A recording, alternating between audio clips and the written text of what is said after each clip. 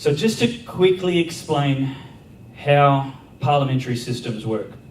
There are two different levels that we vote for, both federally and in New South Wales politics. It's called a bicameral system.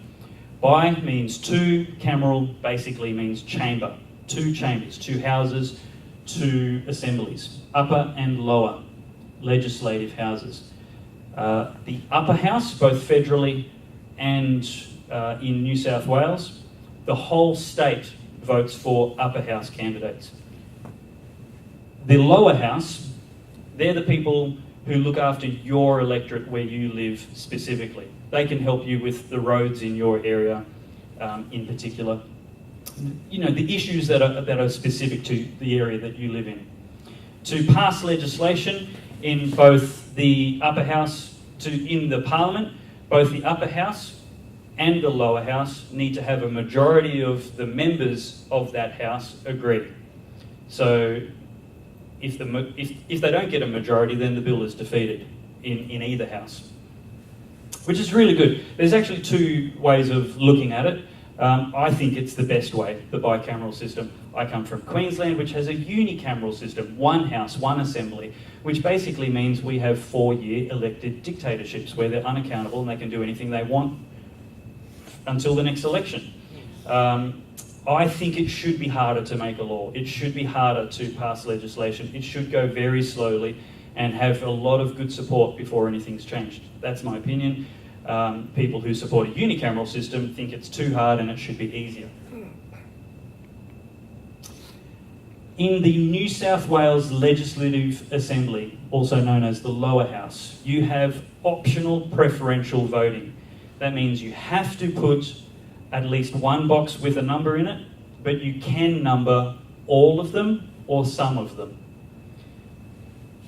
I suggest you're not being a very good steward of the opportunity to vote if you're not doing all of it, if you're not numbering every single one. Federally, it's compulsory preferential. When it comes to the federal election in May, you have to number every box. Put a number 1 in the box beside your preferred candidate's name. What happens if they don't win? What happens if they're from a minor party? Are you splitting the vote? No. If you choose only one preference, your vote will be exhausted. That would be wasting your vote. That means that if that person doesn't win, if they actually come out, when they count up all the votes, the person with the lowest number of votes automatically gets excluded from the counting, and everybody that voted for him, if they if they numbered any other boxes, then that voting paper goes onto the person, the pile of votes for the person they voted number 2 for. So if I voted for John and he got excluded early, then whoever I voted for number 2, my vote would go in full from his pile to the person that I voted number 2 for. So I actually get a second bite at the cherry. No chance of wasting your vote. And that happens over and over and over again until there's only 2 people left. And then the person with 50% plus 1 at least is successful. If you vote for a whole heap of minor people but nobody in a major party, there's a good chance that your vote will be exhausted and not count for anything at the end of counting. If you sequentially number all your preferences, your vote can't be wasted. Your full vote always transfers to your next preference if your first preference gets excluded.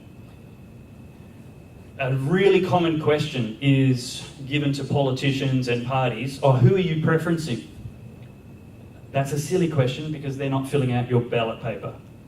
You are preferencing people. What you probably mean is who are you recommending your supporters' preference after you? So it's really important to remember nobody controls your vote.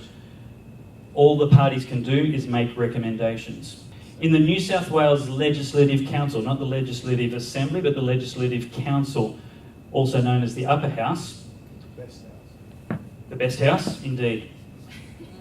You can put, there's above the line voting and below the line voting. Above the line voting, you vote for a group. When you vote for a group, that party or that group have automatically decided how the preferences will flow. So if there's 5 people, let's say for the Liberals, they will decide who gets the first vote, who gets the second votes, and if there's any left over, who gets the third, fourth, and fifth votes.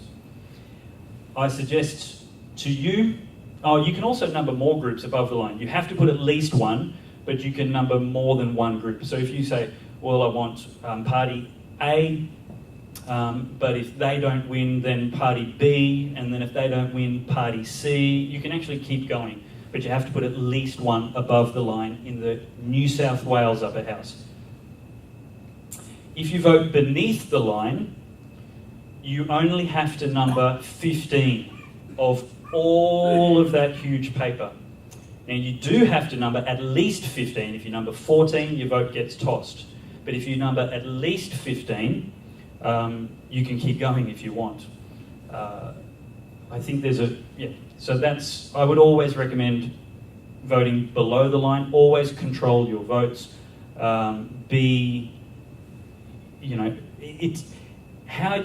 It only takes an email to candidates to ask them how they stand on deal breaker issues. Don't argue with them, don't try and persuade them, don't try and change their mind. Just ask them, how will you vote? There should be no more than 2 or 3 issues in that short email to them. I'm an undecided voter. How will you vote on abortion, euthanasia, and other state issues which break God's heart? The federal Senate, above the line, you have to do at least 6. Not just 1, like in New South Wales, but at least 6. If you vote beneath the line, you have to do at least 12. And I don't want to complicate things and talk about how the rules used to be. This is how they are now.